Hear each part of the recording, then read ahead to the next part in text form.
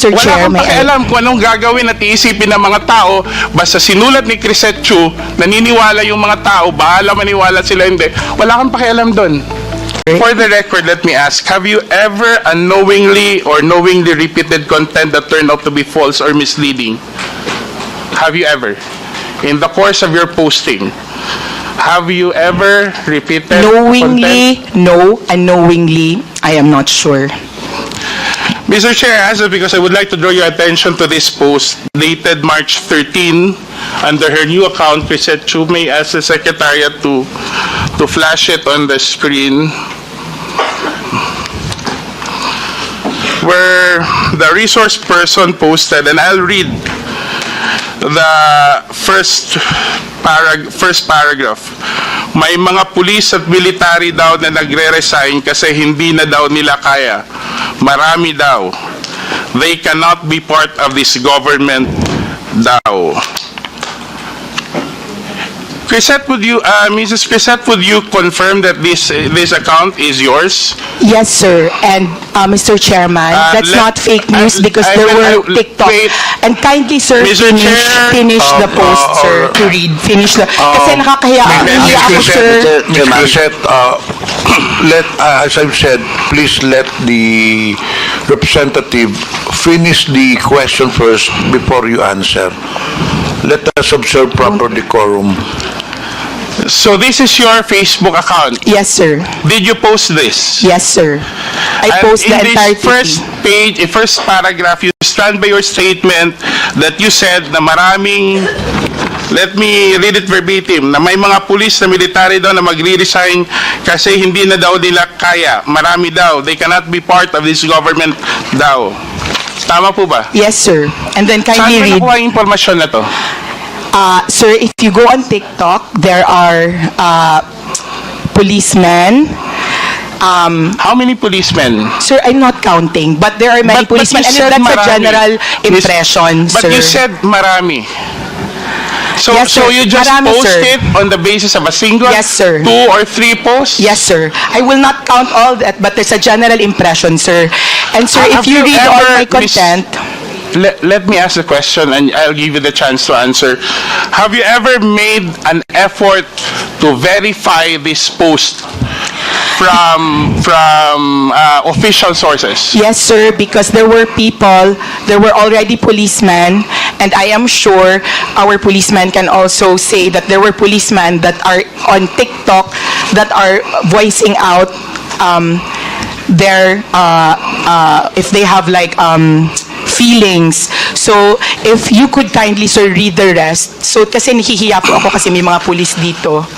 No. I just want to stand by your opinion. The next succeeding paragraphs are your the opinion of the resource person. I just want to stick to the factual statements you made. And that's basically saying that maraming police at military daw ang magre-resign kasi hindi na daw nila kaya. Marami daw. They cannot be part of this government. And apparently, the resource person, Mr. Chair, has gotten this information from other social media posts. And on a critical matter such as this, Mr. Chair, she did not make any effort, or unless you're contesting it, any effort to verify it from official sources. Mr. Chair, number one, I made sure to put the word "thou" because no policeman has ever come out to me. Well, before, but it was in my old when they would talk about their discontent. Earlier you said you don't want to write a lie. Yeah, and that's not a lie, sir. That's not a lie, sir. The resource person, naniniwala ka ba sa katotohanan? As a journalist? Of course. Ang pagsasabi ba ng hindi totoo, hindi pagsasabi ng katotohanan, tama, di ba? Mr. Chair, those are the impressions, not only of me. I'm asking you, because I want to test if we have the same idea of what truthful is. Yes, sir. Yes, Mr. Chair. Ang hindi pagsasabi ng totoo ay hindi pagsasabi ng katotohanan, di ba? Yes, Mr. Chair, and I Ang hindi pagsasabi ng maintain... totoo ay kasinungalingan. Tama. Yes, sir, and I maintain I'm speaking the truth. Ang pagsasabi ng half-truth ay pagsasabi din ng kasinungalingan. I am maintaining that I am speaking the truth of the impressions made on social media. Okay. Thank you, sir, I don't Mr. want to Chair. argue with her position, Mr. Chair, but I just want to bring the attention of the committee to a news article showing the official position of the PNP. Can we flash that on? Can we flash that on the screen? Comsec, please flash the content.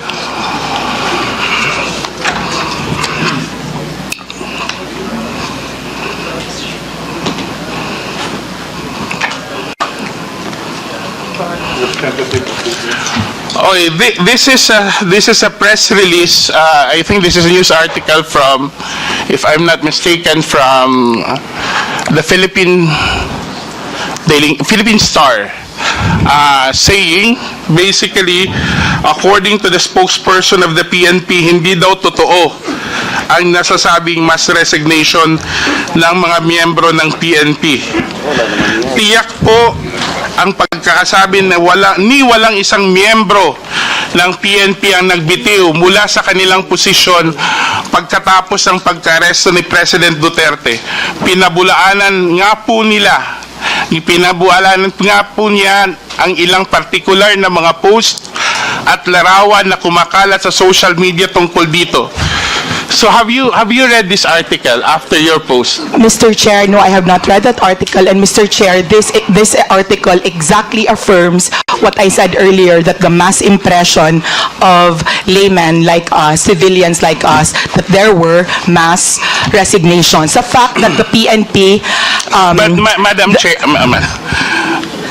Mr. Chair, you just said, yet you do not share lies on your post, sir, diba? Sir, I shared, ano tawag? Mr. Chair, that's what I said. Kaya ako nag-include ng daw, these were impressions. The fact, sir, that our PNP had to write a press release means kami na wala kaming statistics.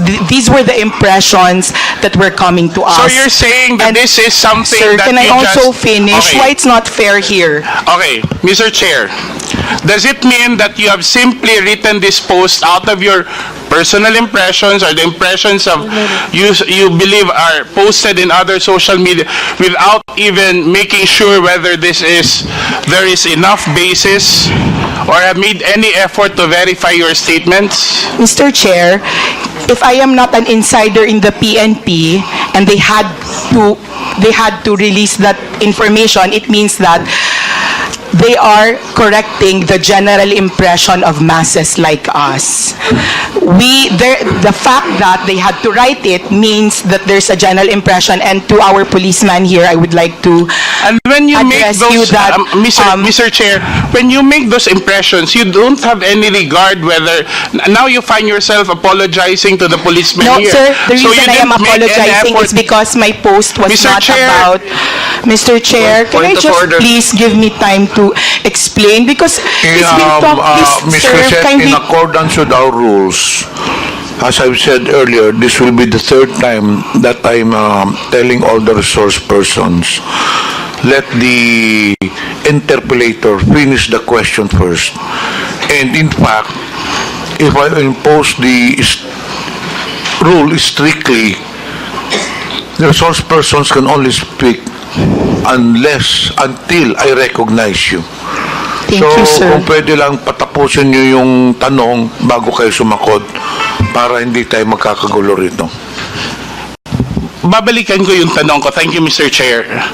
Ms. Krizette, sa dami ng followers ninyo, in putting out information or posting items such as what has been presented before this committee, are you saying categorically that you do not feel any responsibility for the weight and for the consequences of your posts? Can I answer now? Yes. Okay. Mr. Chair, I am saying that I am merely writing about what I see as the pulse of the masses, which is that they were afraid that there were policemen That's why also I am very careful that I said daw, daw, daw, daw. And to our honorable policeman, I'm not apologizing because I wrote that. I'm apologizing because you don't know the context of what I wrote. And what I wrote was, please don't resign. Because if you really want to make a difference in our country, you can best do it from the inside. It was not a condemnation of people who were resigning, but a reminder that if you're given a rare opportunity to change something that you do not like, do I it think, Mr. from the Chair, inside. I think, Mr. Chair, the resource person is not answering the question because we want to focus solely on those first two statements, which I think carries a significant weight. Yung pagsasabi na maraming pulis ang nag-resign at nagbibitiw, whether it's daw or what, we're presenting a scenario that could be harmful even to national security. And in fact, if you ask me, personally, there should have been legal consequences for this. I don't know. We have a representative from PNP, so we can hear from it.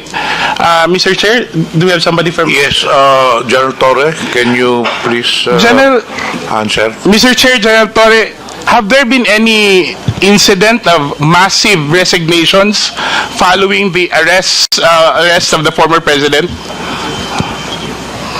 If the qualification for the word massive, sir, is more than the normal, then there's none, sir. But for there are regular resignations, but it's not connected to this issue, sir. Thank you, Mr. Chair. What I'm trying to point out, Mr. Chair, is kung hindi ang isang social media influencer or somebody who uses social media doesn't feel responsible for one's postings, no? At even doesn't consider that whatever effect it may have on the minds of many others na nagbabasa o nakakabasa dun sa mga post niya, I think, Mr. Chair, we're treading in dangerous ground here. Kasi clearly, an audience of 10,000 per post is no small following. And I think, whatever the circumstances are, it's incumbent upon those who use social media to take responsibility for their postings, especially when such matter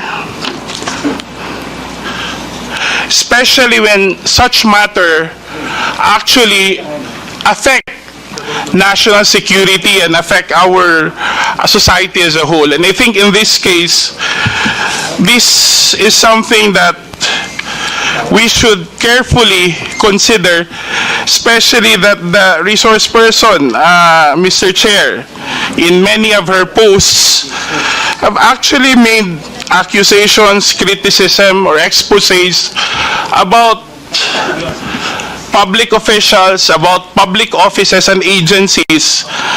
And I think we have to draw the line whether the canons of journalism, especially that Mrs. Krizette Chu is a journalist by profession, that there should be a clear demarcation between personal posts, especially what should determine, I think, Mr. Chair, should be the content of the post rather than who the one writing is. And especially in the case of Mrs. Krizette Chu, her being a journalist, make sure that a serious journalist, as she mentioned, will not publish rumors, because basically the way she explains it is that she has made this post on the basis of social media rumors. The ones who publish social rumors are actually those who are showbiz reporters. So the article on the resignation, and you can see in the following post, there has been no effort, Mr. Chair, to actually verify. May I ask the resource person again, Mr. Chair, after learning, have there been any efforts on your part to rectify or to correct the impression that you said you've articulated in your social media post? Mr. Chair, can I answer this, sir? He's belaboring the point that this is news. It was not news. The reason I said daw was that it was not news, but for me, that if this was true, and you could read it in my post, if totoo ito, please don't do it.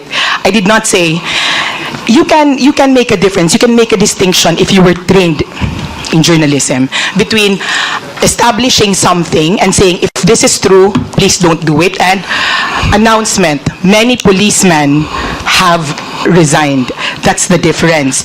I wanted to predicate what I wrote with something that was daw because it was a reminder to our policemen that please do not leave us, please think it through, that you can do more inside. So sir, for me it was more an opinion piece based on the general impression of when I wrote it, sir. So now it's an opinion piece, Mr. Chair. That's All that's my how she's articles referring on you. Facebook are opinion pieces po, So, sir, Mr. Chair, this would be my last point.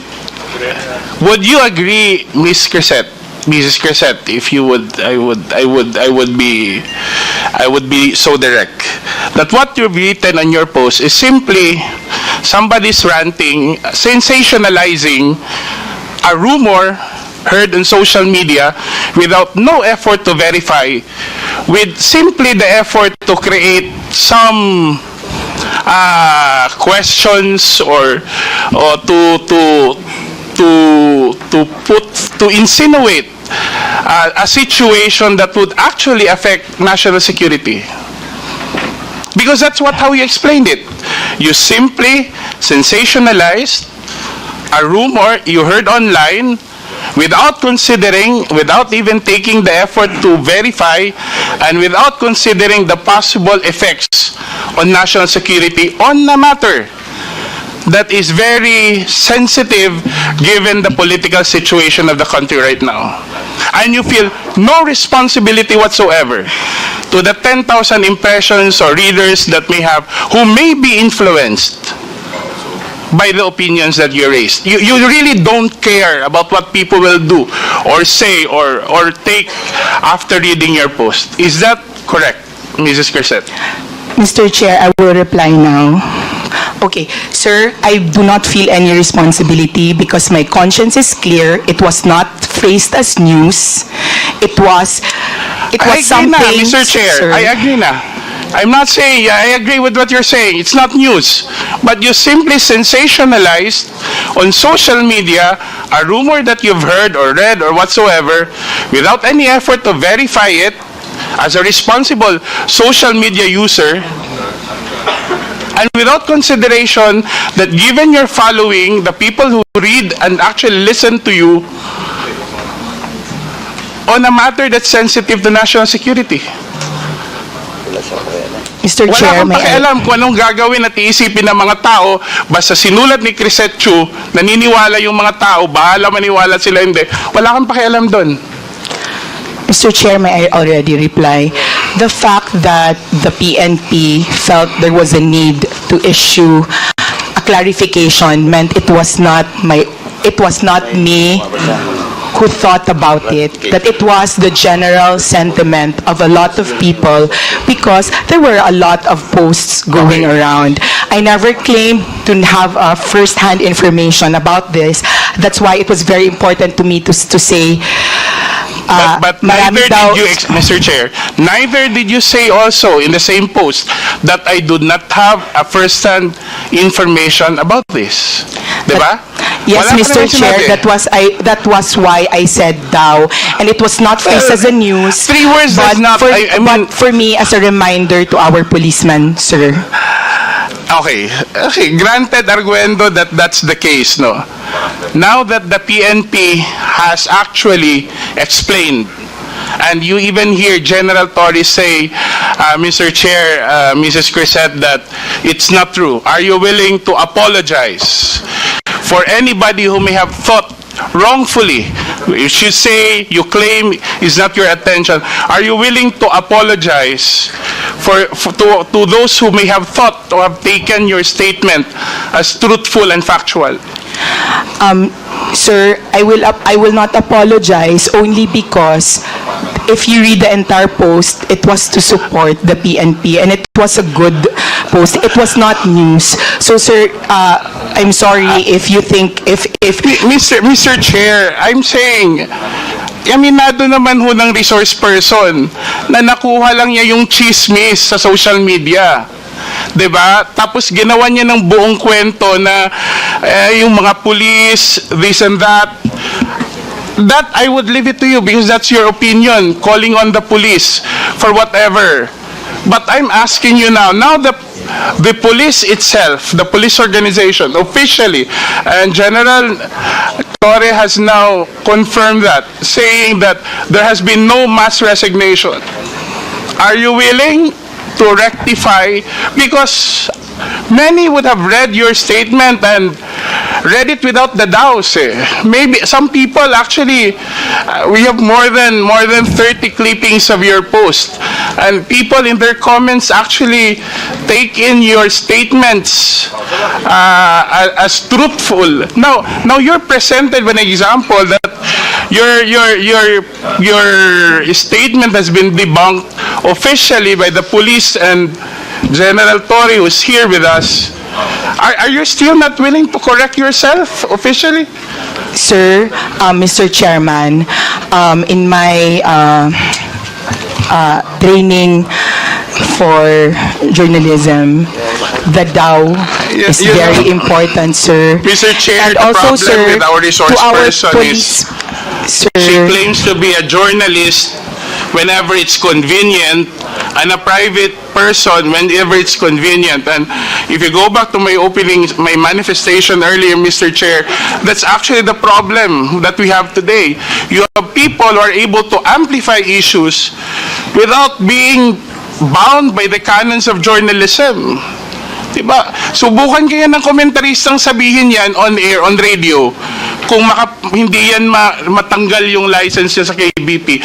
And our social media influence, well, not everyone, but those who are able to peddle on sensationalized news or rumors on the basis of mere rumors, no? And I'm not bound by any accountability. Don't even, as the resource person has said, Mr. Chair, doesn't even feel responsible for the consequences of her statements. And I think we're treading on dangerous grounds here.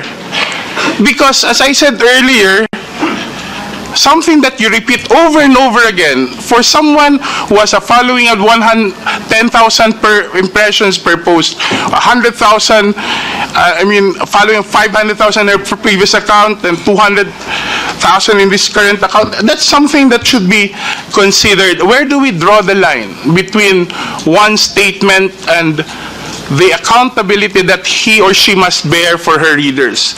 If this was a matter, Mr. Chair, and I'd like to wind up now, that affects my person, I wouldn't really mind, because I think being criticized openly comes with the job that we have. It comes with being elected to public office. But when it is a matter of national security, when it is a time when the country should be protected rather than weakened by all this misinformation and disinformation, I think we need to draw the line. I think that's all for my question, Mr. Chair.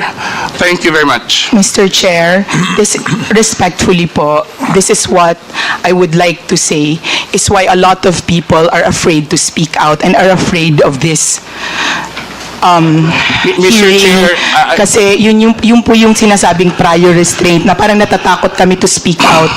Because, sir, people are watching us. The Filipinos are watching us. And Mr. I know Chair, they're not stupid, sir. They know what Mr. Chair, we mean by wait. DAO, what we say by Ms. DAO. Krizette, why? Do you feel threatened now?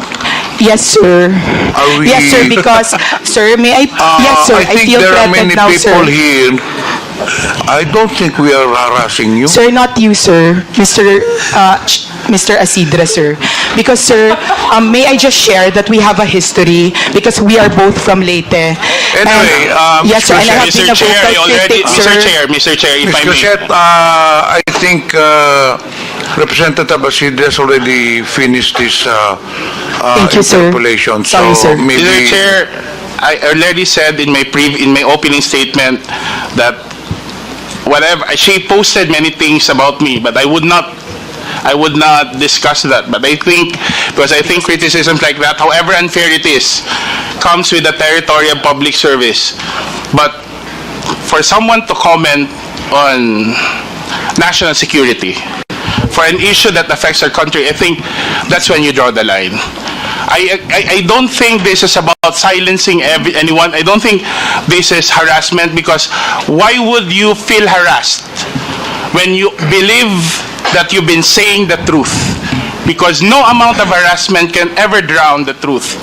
But if you've been using such power and influence to sensationalize, to influence, to manipulate adversely, without taking even responsibility for what you said or wrote, I think that's not silencing someone. That's just putting it right where personal responsibility should be upheld. And that's it, Mr. Chair.